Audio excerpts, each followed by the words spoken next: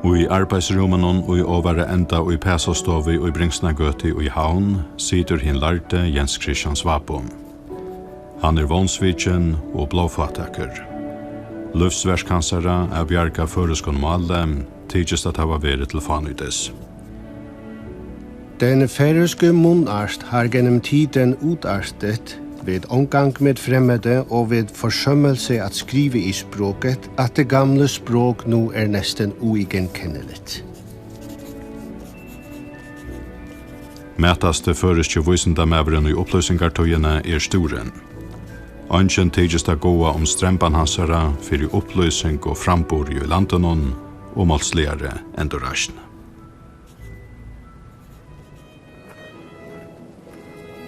Nere i gongene byggva skiltfolk. 5 år gamle Wenzel gjer seg ved kvart ørende nian til Azerbaijan. Og i Pesar stod vi hitti som smadronker Azerbaijan. Han lærte Jens Christian Svabo som gammal og ussalir sett og varmte seg vid ånden. Han framvei ståran ahoa fyrir føreske årabøkene som han ødel og åren i arbeidet vid. Ofta sett han tog og skriva i. Når man ville tenke på noen forbedring i det færøske språk, så for derved som det nå finnes, så ville der efter mine tanker blive to veie at velge. Enten at bringe det til sin første renhet og bringe de manglende gamle nordiske ord tilbake, eller at befordre det danske språks innførsel i den renhet det i sildige tider har holdt. Løyde vera koma heimater til Tja Svabo etter lestrararen i Danmark. Tog i Førjon var Armo og i Førjonsgåte. Han fikk stundom fjørede rujestalar ur fatarkrakassa rentokammersens. Fyrir tega kjøpte han klæger og bøker og tobak og brennevøyn. Seiden og arene var han heldur vottliger. Svabo domte jeg spyrja folk etter åren, men ofta var bara flent etter honom. Anseren for jeg som lærte manne, som skriva i størverste innberetninger fra en reise i Færøym, og fyrst og føresko årabordjena var lydel. Ønskje av verskon hansara var prenta medan han var løyve. Ta han legger pennen fra seg, og i 1824 krøkjer han seg i vognene kommande i atterli, færa veit honom til virkjenning som samtøyen ikke hever veit honom. Føreska male han ikke bjarskikter. Han fer i grøvene, sannførder føreska malen hon bojest ikke bøter.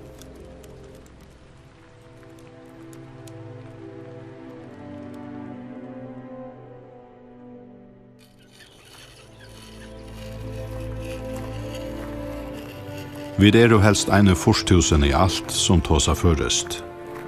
Det hever etna så fament om følge at menna sitt egna skriftmal og varveida det som høvesmal og i alder under fremmedon reie ikke kommet av ångon.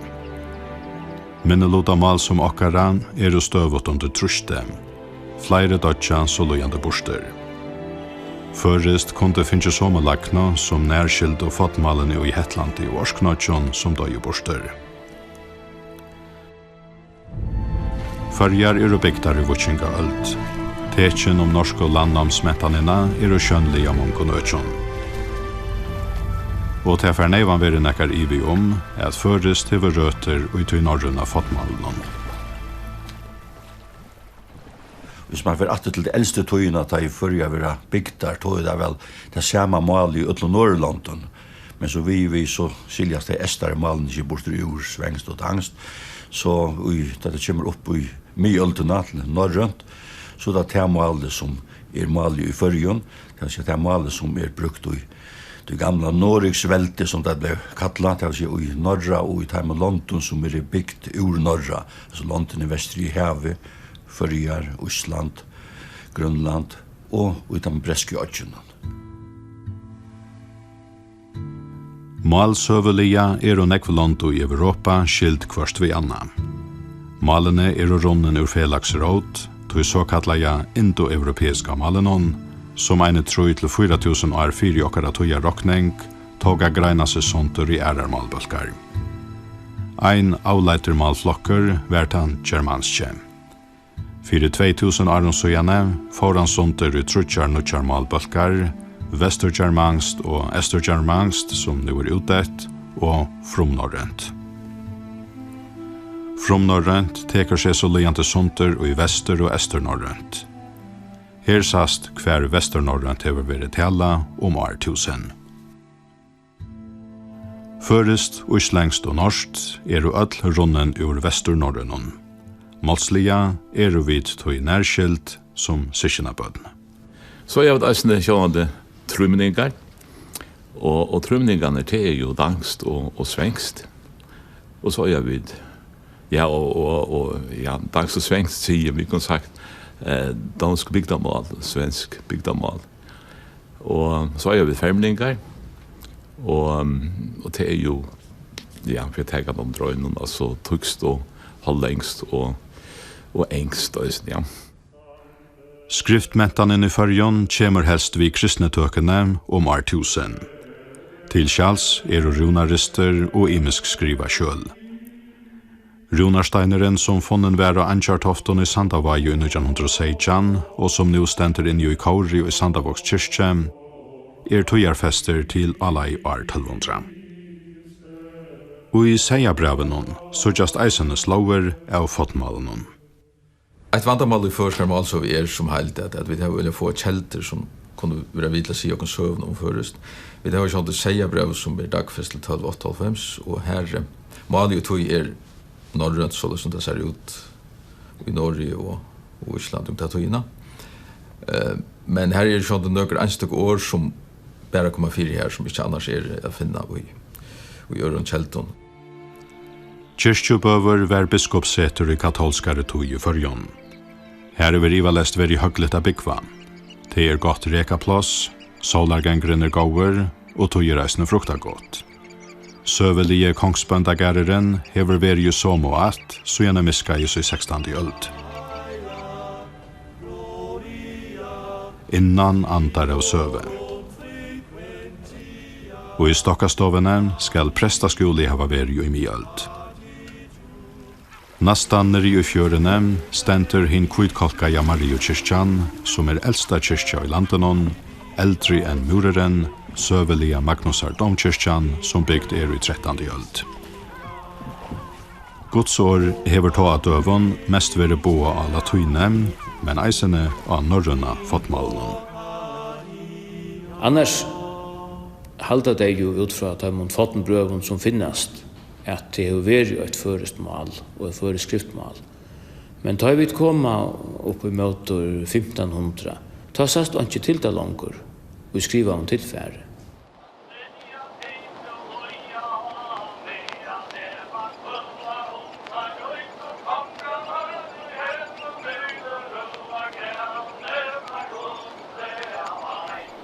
Tøytningar mest og heimeldenar førestmål og i mjøld er og kveiene. Kveiadanseren er ikke serføreskør. Og i mjøldene var ringdanseren kjenter alt vester og norr i Europa. Gamle kveiene hava heller ikke evne i urføreskare søve. Bægen Sjurur og Brynhild koma fyri og i uslenskon fotnaldarsøvon og fotngermanska saknar kringenon nibelungen lid. Men ångastane hava hesa sjøver liva så langt med manna som i Førjon. Attarli etter attarli hava båre kveiene vujare som skal skapa mannamånne. Vi vet at hålla ute om opprunan til eldste kveiene, hvordan går man det og hvor yrstever, så det er ikke oppskriva for en flere 100 år siden.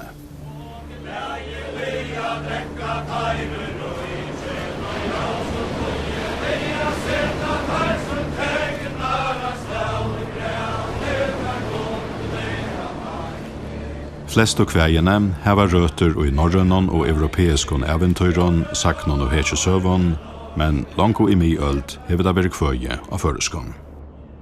Men det har ikke så øyne kveie som vi visse kunne sige er ur mjøld. Vi har halvdjovisner som bare er noen får etter at sideskiftet av seg halvdjovisner, så vi har bare en 8-20 etter av timen. Og så har vi denne vise som Margrethe kveie, som vi rettelig store vi ser fra omleis 1300.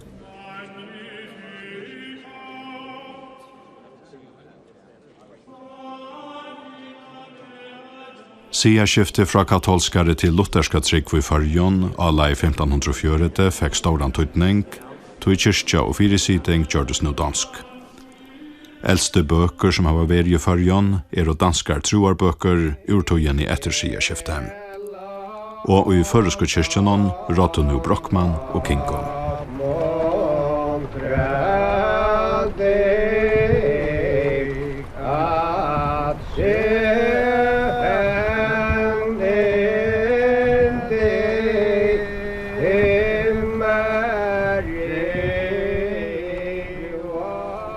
Føringar jo i myølt ekvilja famenter.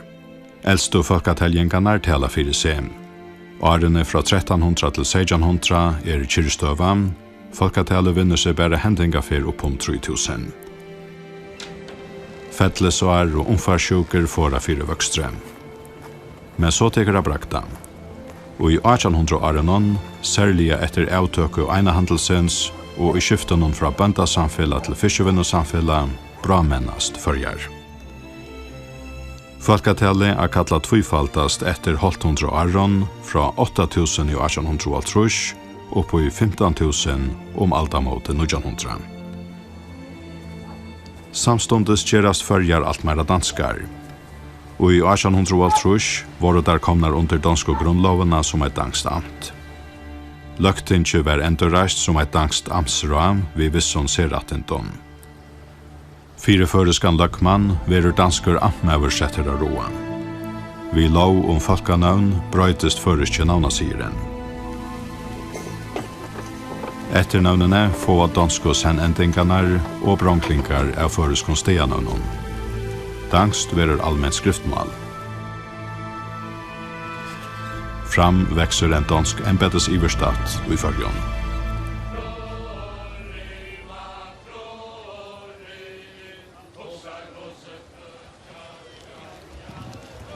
Føre støyekorten ikke borster, tog det var verande gerande smalet til albuene. Og her levde skaldskaper av mannamunne framveges utfriska løyv. Dansko voisenar og nu gjørdest føringon alkonovar og føresko tattener, som i innehaldi ofta var bonskjer og happante, var og sogner kvart om anna og i røkstovun. Men kveia iskjengen verer nu enderast.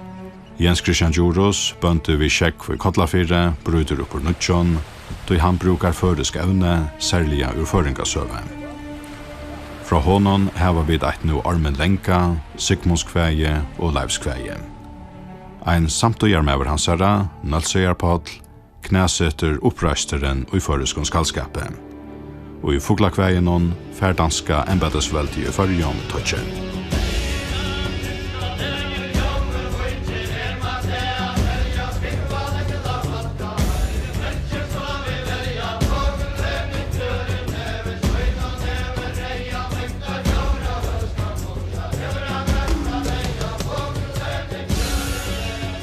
Det ikke tjåskaparligt på tamma, det ikke en opprest tjåskaparligere merskjent, det okkur som eisen tala hinvegen. Til dømme så Danakonkur i Arnar Lujtje en forbodsfela i Tjernasjabodli. Han råknar han som en hjelpare.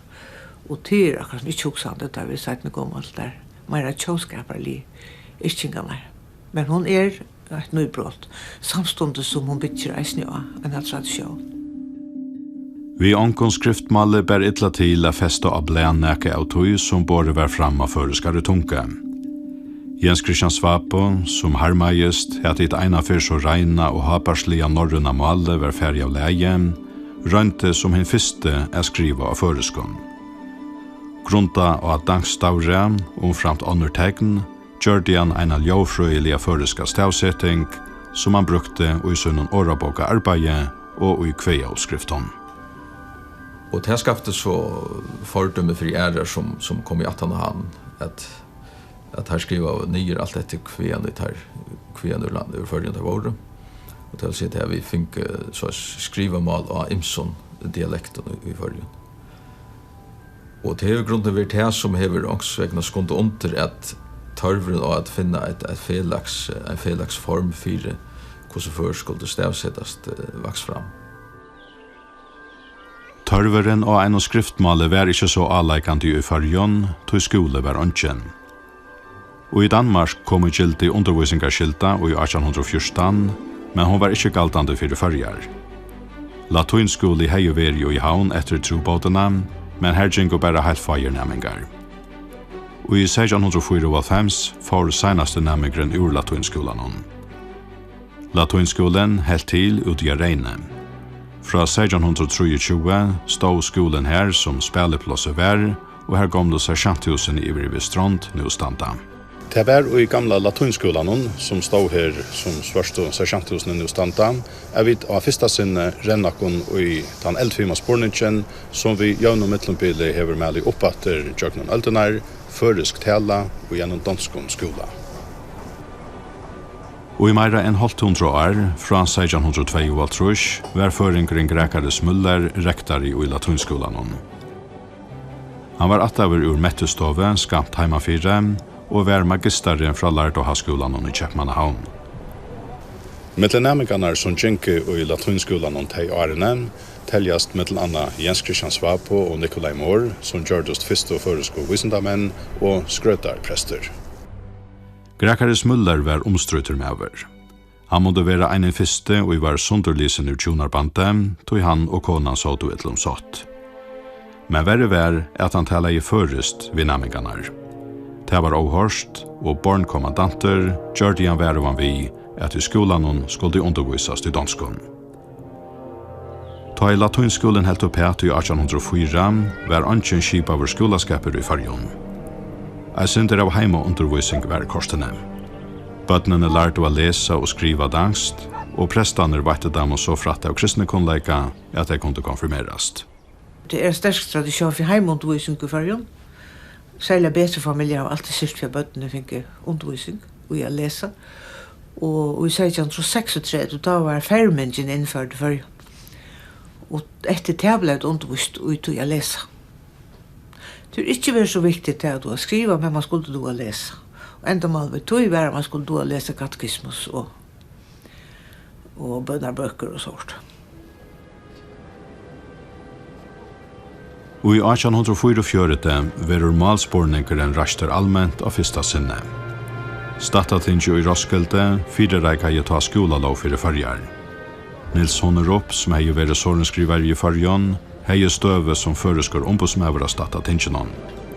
Han tog fullt under vi at dansk skulle være undervisningarmal i Førjon, nu kyrkje og rattarmal var dansk.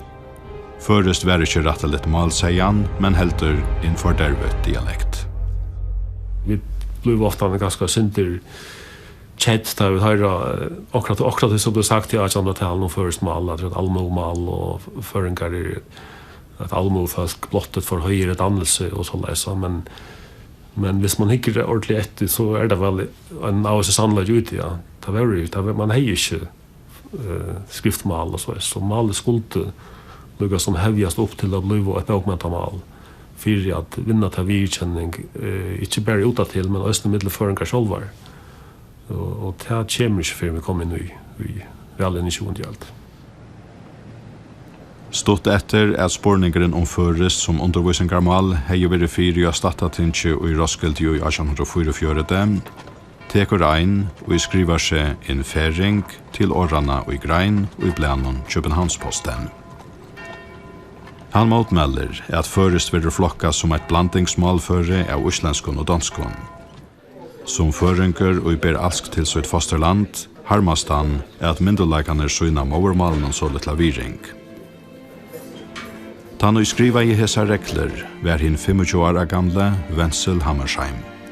Han les godfrøye i Kjøpmannahavn, men i lestrar-årenon fikk han ståran ahua fyrir norrønonmale.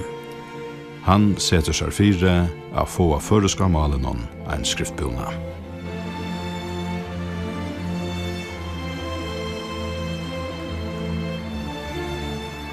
Santa Vaver. Oman ur dalenon renner agen møk, fram vi hinnon eina fyr så størbæra løkmanskærenon. Longo i 1505 var Steiagerur tidsen som lagmannseter i Førjon. Lagmennene som hadde vært fire teatoi, ofta føreskjør størbønter, hadde bo av Gårensøynon, eit nå i Kyrkjebø og i Kolgær i Sumpa. Men og i sløk 300 år fra 1505 hei lagmaver sete i Sandavaje. Fyri ute vi 100 åren søjane var minnesvære raster i bygdene, iver hinnan framan lagmannssonen som fötter var av Steiagerur. Og det var her at V.O. Hammersheim, feiren at føreska skriftmalen, var fötter i 1819. Han var sånn den seneste lagmannen som satt her av Stei, Arne Løgtinkje var avtidse i 1816. Lagmaver Jørgen Frans Hammersheim skulle byggva av lagmannsgæren til sin dødjande dam, men han døde langt i 1820, da i soneren var bare årsgammal. Stort etter flyter Antjan Armgar Maria Ekholm av lagmannsgæren av Stei til Havnar vid Bavonbøtten av byggva. Armgar flyter inn til Mammasøyne og i Bandomsheimen og i Havn. Hammersheim vaks opp nere i Gønskjene. Han bodde her at han fyrir jokken i Nudjestove, her han mamman var atta. Papen var attaver ur grannehusen, Fjodastove, beint her nedanfyrir. Og nokkur få spår omanfyrir, oppi i Pesastove, her bodde vi ombudgen Jens Christian Svapo. Hammersheim opprunalega ealsatt ur Bajalante, Bøhmen, som nu Tjekkia. Omveges Slesia, som nu i Polante, kommer 18 og i 1600-åren til Danmarskar. Den første Hammersheim kommer til Førjar og i 1623 vera fjote. Abbassoner den første Hammersheim i Førjon verer i 1806 føreskur lagmaver. V.O. Hammersheim fjorda attarlig og i Hammersheims-attene og i Førjon. Mauratten føresk. Nudjastova eit av eldstu husen i Havn. Her antar av søve. Hetta var Bandomsheimet tja Bante, som var eit sle av 4 menn til Barbare og i skalsøve Jørgen Frans Jakobsens. Tatt samband hever veri mittel Nudjastove og grannehuset Fjodastove. Den første i Hammersheim fanns her kone ur Nudjastove, og samme gjørte Abbasoneren, som var sørste løkmaver i Førjon etter løktensens avtøke. Og her, og i vevergåv og småvennene i Gønskjene, når han fyrir til prøyelige Nølsøyerstove, nastan i Åsanon vi Estare Vann, vaks opp feiren av skriftmal i okkara V.O. Hammersheim. Brott var han korstene skrikter opp vid råd, tog nærmer som han var han langt 13 år gammal, sendt til Danmarskar av skola. Han tog studentsprekv og forsøgjene under godfrøylester. Iver av Rondatårne og i midtbøynen og Kjeppmannahavn hever studentaboiler Regensen hos lesande ungdomme og i nærum 400 år. Her var Kinko, Brorsson, Blikkar og Håstrup boleikast og i sunnolestrar Aron. Føreskjør studenter hava eisne bo her fra eldste tøyen, eit nå Jens Christian Svapo og seitne Nils Finsen, som sast avmynda av vetsjonen og i lesestovene tante og i det. Her kom eisene V.O. Hammersheim, og nå vakna i Aho i hansara fyrir norrøna malen. Og Agere, som føringar røpte hetta lestrarboile, hitte Jan lesante, som var og avvirskaier av romantiske mentana rørslene som var framme til ham. Ein vimmever, som stimbra i honom i målsliga kattlenon, var Sven Grundtvig, soner gamla Grundtvig. Fegganer høyde stauran ahua fyrir føreskammalsporingenon. Grundtviganer tar i hotekner av snir av varveit dette her luttla måle, og bangne fyrir at vi må en danska skola, så fyrir til å være mønestinkeren til føreskammalene.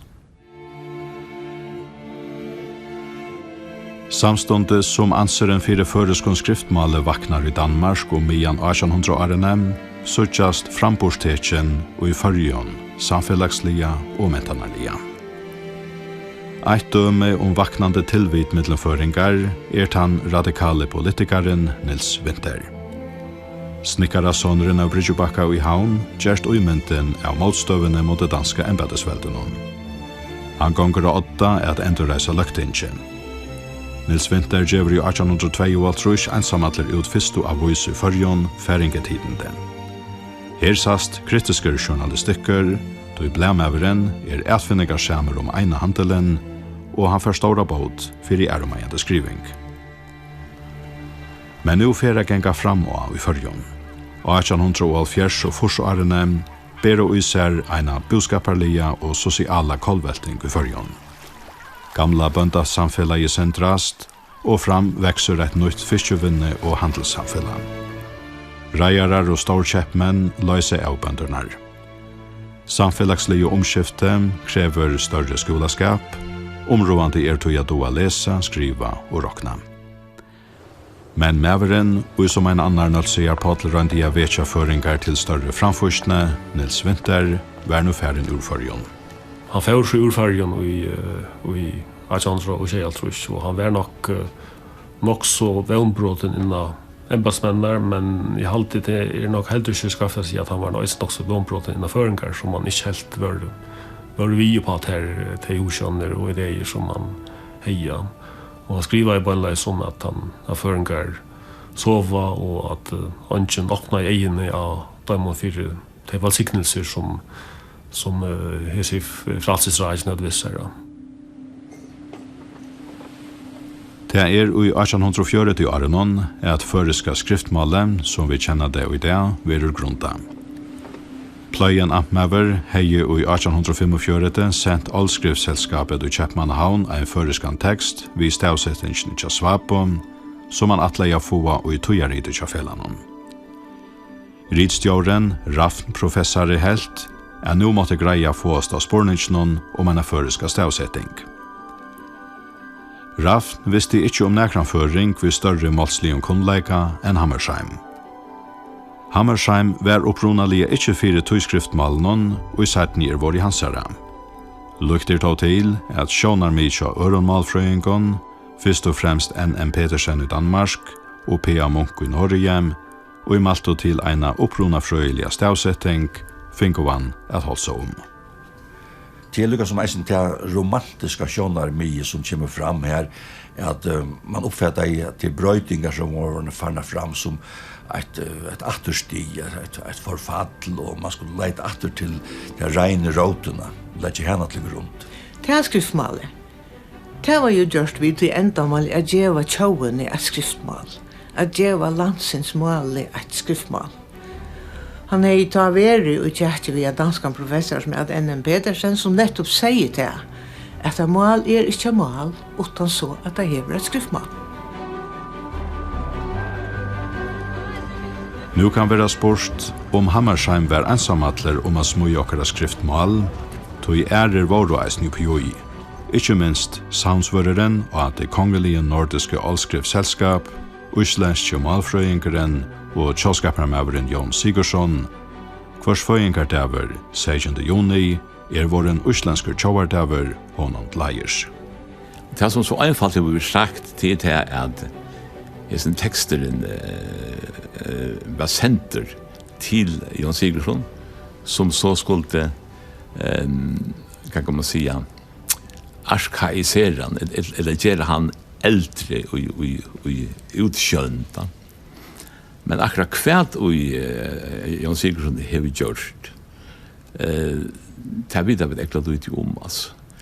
Han gjør så et utkast til hvordan disse tekstene skulle skrivast, og her bytter han også sjånarmine til Rasmus Rask og til N.M. Petersen, det vil si til etymologiske sjånarmine, og legger det til grunn. Men det skjer det som treit, at det skal være en innføtter som skal hava det endalige året jeg sier, og det er så Hammersheim. Det var i tjøkken alt tilfellet til Hammersheim, som ligger ut i Odnarsaunet, som vi kallar Arne Magnianske Institutt, ut i Amager. Det ligger rett og slett samlet her, og her var i tjøkken alt kjøl, og jeg fann ikke som hei nærkast som helst avbending några brevskift i mittlen Jon Sigurdsson och Hammersheim. Ritstjóren og snir tujariten, og det var jo Raffen professor, og han heiter og Jon Sigurdsson å være til hjelpar, av tog at Hammersheim jo ikke var malfrøyinger, men Jon Sigurdsson var filologer, så han var som fagmæver byen om at gjøre et utkast, og det til, altså det tekster Jon, men han setter teksten opp i tveimundslas manifester av blev i noe som Lujust Svap og rettskriving, og så det her oppskottet som han setter opp, og det i store drotten det som Hammersheim godteker. Jeg vil også gjøre meg om jeg har hukt i til utgavene som i samlet av verkene til Jon Sigurdsson, til jo prenta, nek bind, men heller ikke her er nek sutt om nek samband. Så kveane tann opplysningen eller hvor kjeltan det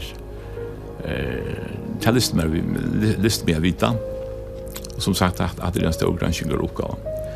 Ikke til å si, altså ofte det er møderskap der, og at vi har sagt, og så er det ikke oppbater, og så tar jeg så snakk av ferden, så er det en sallag. Det er i 1846 at Hammersheim skapet i det føriske skriftmalet. Mallæran kom av prent, og er inne fra 1846 til 4 og i søvåvisendali og tøyarriten og analer for nordisk allkundighet og antikvarisk tidsskrift, som var danskar arbøker for norrländska fondfrøye. Vi nødtjo mallærene vera og i sommerriton prenta negve av føreskong kvævon, saknon og øron tilfærre, som Hammersheim hei sauna og skriva av feriensynon i fyrjon. Utgavenar vakte storan anstja danskon malfrøyinkon og folkamennesgranskaron, men i fyrjon var lyde goa om nødtja skriftmalet.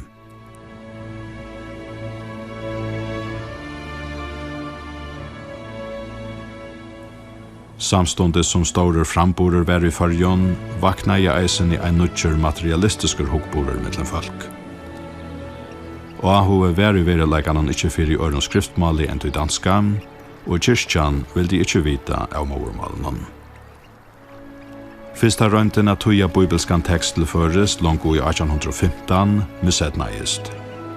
Og i fyrra fragreinsjene tja turska kanningramannen om grapa, og i fyrjon i 1828 var sagt, er føringar skilt og ytla tøyinsjene tja skrøderpresti av Matteusar evangelium, og lausu ikkje i bókjene og tann til stortleika.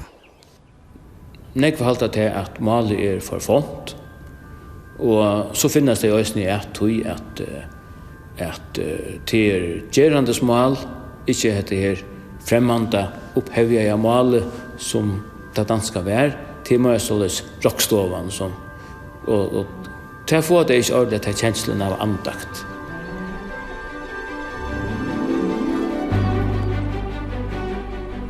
Det er ikke før vi kom under loven i 1872 at allmenn skolaskipan fastile i fyrjon.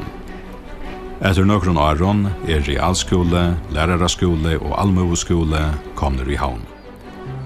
Nu vera skolar bygter via kvar om landet, og tali og analfabeten i fyrjon fakkas hullujande. Om alta måte 1900 var skole i flest ötlom bygton. Ötl undervisning får fram av danskon. Næminganer lås og danskar skolabøker, lært og danska mentan og søve, og sung og danskar fosterlandsanger. Folk har jo ikke lært først, som nekka vi er kjent av. Altså skolan høyde ikke til å skråne av lærer bøttene først, men så var det nekre lærer ut om landet, Absalon og Trøtlandesi er jo ein, selv om han ikke gikk inn til skola, så lærte han seg sjølver og lærte fra seg reisende. Her i Norrøy lærte han det først. Og de som ikke har finnet det fra nøkron lærere, de lærte seg selv å lese. Det synes jeg vi nekk døme om, at de lærte seg selv å lese først.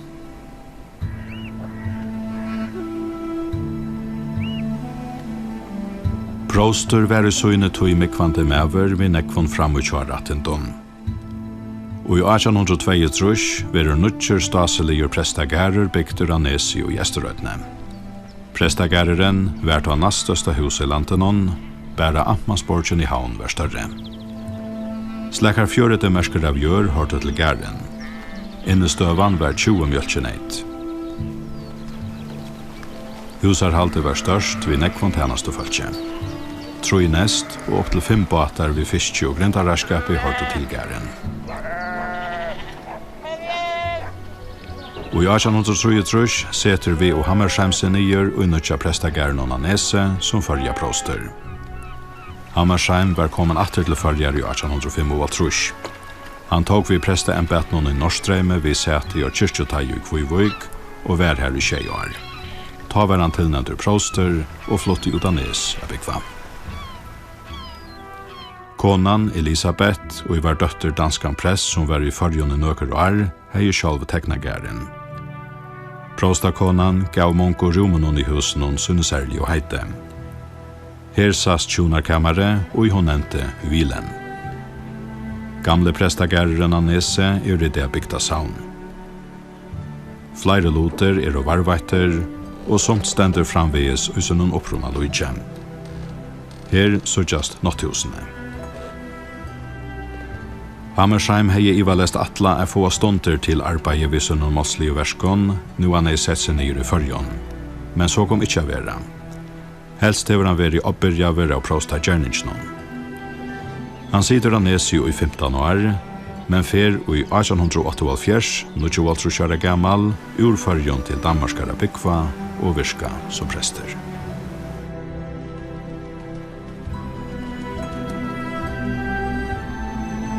Ta et skriftmal nu var til, treid føreskur lesnaver. Bøker var jo ekvelige fåar. Så gjerne Nils Winter gavst vi feringet hitende i 1822 hei ikke ble vere. Men i 1888, samme år som Hammersheim ferir fyrjon, braktar. Ta kommer ut nødj føreska vois, amstidende for ferierene. Alt verer korstene skriva av danskon, men navnet av avoisene som Hammersheim skjedde opp ramførest dimma latting. Og 24 føreska skriftmalen teker no dimme av latta.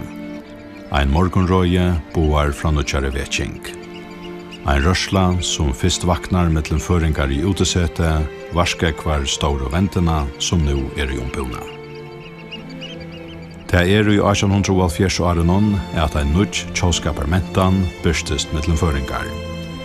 Henda mentanen og i ronnen var ur romantikkene, var i haseti alt Europa og i 19. og 20. øld. Føringar og særlige avverskeier av norrländska fosterlandssangskattenon. Og av dansk og folkehøgskolenon, som Grundtvig var uibystaren til, blåmeie tjåskaparromantikkeren. Føreskjør ungdomar leita av i Staurontale og haskolarna i Vallekilti og Askau, og anda av her Uyse, Rache og Inutjotujene. Men det mellom føreskar studenter og i Kjeppmannahavn at føreska tjåskaparkjenslan av olvara vaknar. Og aldar gamla lestrarboilenon Regensen, etla og Gære, høyde tar føringar tilhalt som farner våre under hakre lester og i Danmark. Mellom føreska studentarna som byggva av Regensen sett nå 1884 årene, brimar stersker tjåskapar drotter og alsker til maurmale.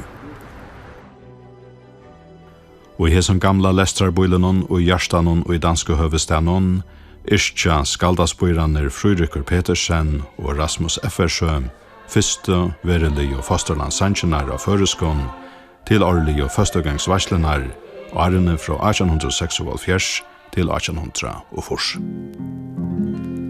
Ur armatum koma vindar.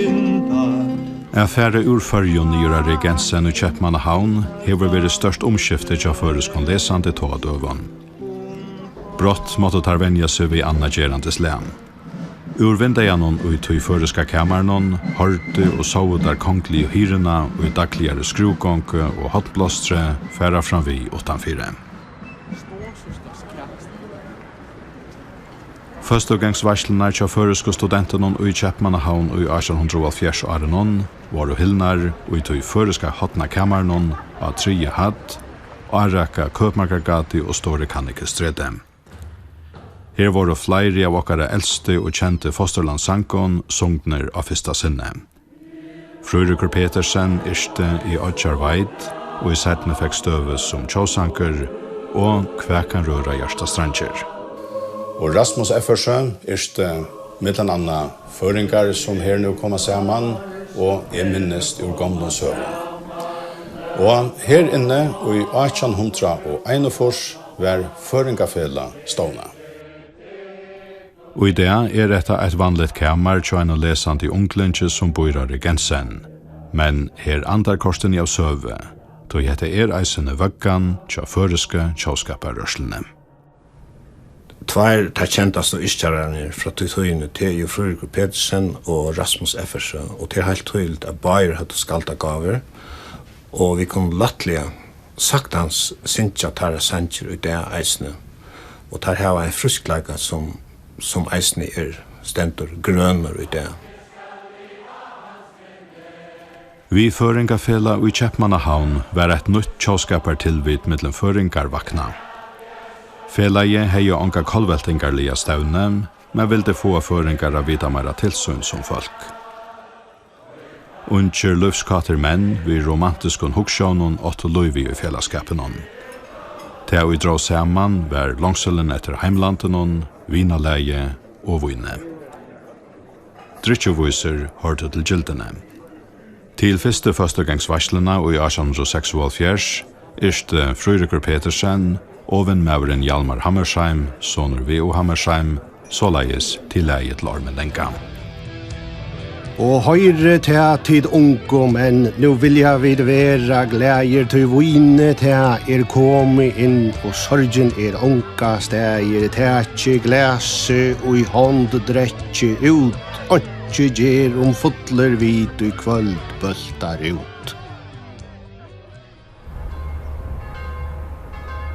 Størbæra Frøyrikskirkjan av Tofton, tidgjende bruk i 1994.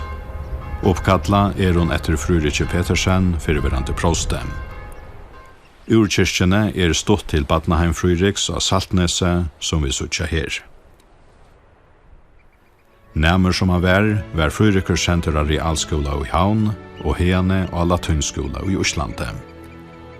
Åren i Reykjavik, vetja han tjåskaparlia og skalslia. Da han i 1875 kommer til Kjeppmannahavnar som nyklakter studenter å lese godfrøye, han den heitaste tjåskaparmøveren av føringen av gære. 22 år gammal yrker han og movermål størst til fall til første studentsvarslene av gære. Ta råket til av kyrkje ut og atterborst av tinkje runker hans av hermaljå. 2 år seitene til førstegangsvarslene i 1878 yrker han såleis.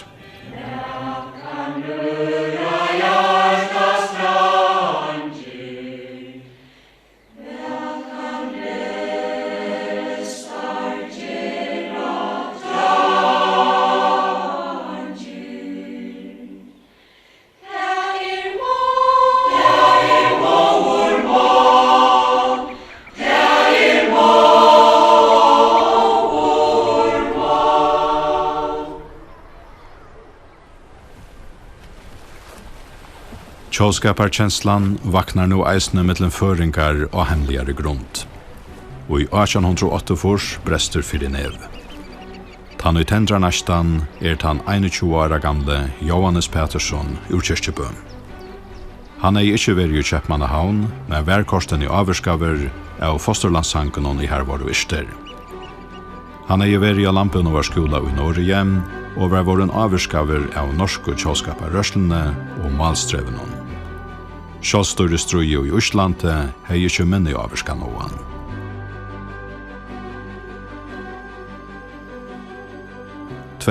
Desember 1808 verur i dimmalatting boa til allmennan fund og i tinkhusen og annan jola dem at samråast a verja førja mal og førja sier.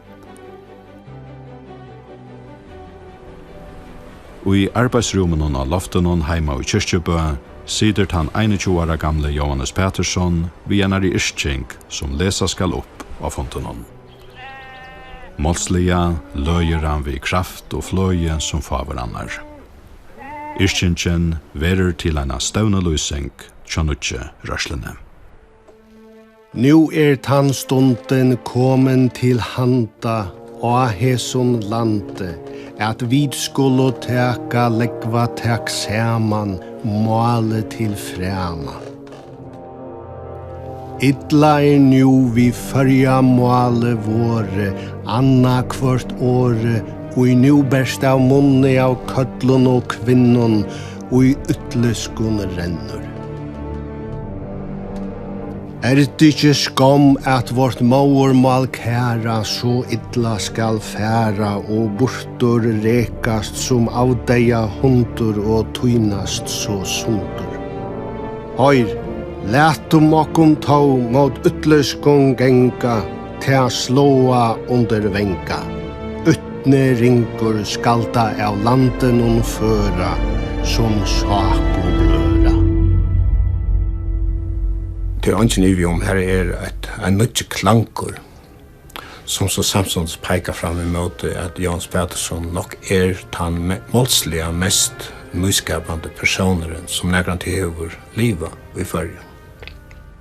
Så at det som man yrker og det som man skapar målsliga det er så jobba røter og til fotna kvea skallskapen og veri tvinna kvart særligt. Og i iverløsing og i 6 greinon var av jollafonten og samtikt at vinna føreskånmal i oppreisjen i kyrkje og skola og i ötlun allmenn og viuskifton. Stort etter nutjar, satta januar 1894, var føringafela ståna og allmenn og fonte og i evalshusen i havn. Stevnum i felaksens var åra og i 2 greinon. 1 få førjamal til ære, 2 få føringar at halda saman og genga fram i Ötland-Oton, at her må vera sjálfbjargner. Vi hesson hever tjåskapa Rørsland finnja ena politiske utsugjem, då hon nu vukka til eisen i fevna om ena sjálfstyrresuksjon. Føringafela fyrst straks til verska.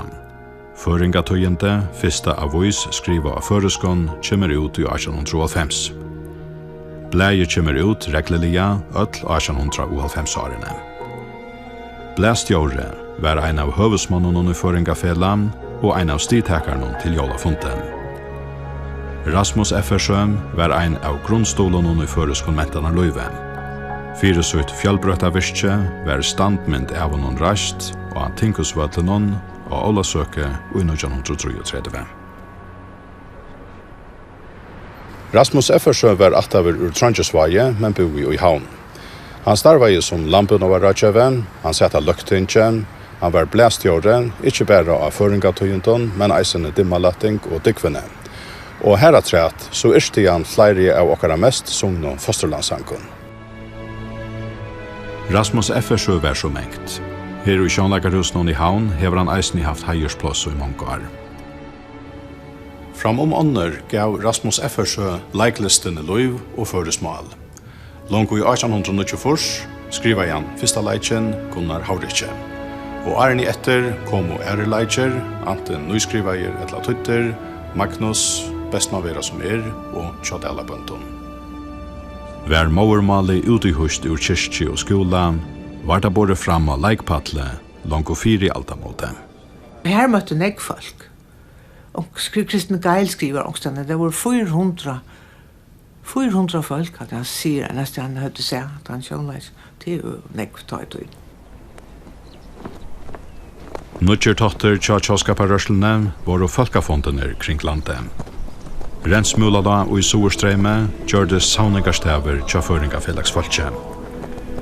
Ur Erva godt utsøyne vester i hav og norr i Havnadal. Og i bønnen i brekkene ser at fundarfølge som i en amfilagssteie. Når jeg sløtten nærindes en av kjøtten, stender taleraståleren som leiaver opp av gråte. Nekver sanger var å skriva til hessar samkommer. Boar to til atler tjauver, som bæge fosterlandsanker og salmer, var fyrst og fyrst sunnkjen i Rensmulala i 1905 til en folkefond og mittel annan støv og movermålsens i folkeskolan. Irst hei Johannes Pettersson, som tar var bæge folketingsmæver og løgtingsmæver, og hin heitaste tjåskapermæveren av Ötlund. Mannfjölden som var kommet saman her i Rensmulala i juli 1905 stod saman om stevnum i Føringafelags om Kjolbjarkne og målslige endurreist. Men politiskt prottlai under løsjonen, og ari etter sprongtist tjåskapar Rørsland og i tvær politiskar flokkar. Johannes Pettersson var høvesruare av Folkafondonen her i Rensmulala i juli 1905, og hei ta Irst Salmen boar til atlar tjauer. Og gottene til hesa tjauskaparlio Sintran hesen salmeren vi sunnen akatlante båskapi trofesti og samanhalt, menter at sameina fjöldena tean som hevjar okkon oppå eit sti som omanfyrir tea og i sundorlente kan bråda nyer. Hovast meira enn 100 år nu runnen, så jan bønden Irste boar til atlar tjauer, songeren ur Rensmulala i 1905 framvegis ikkje taknaver.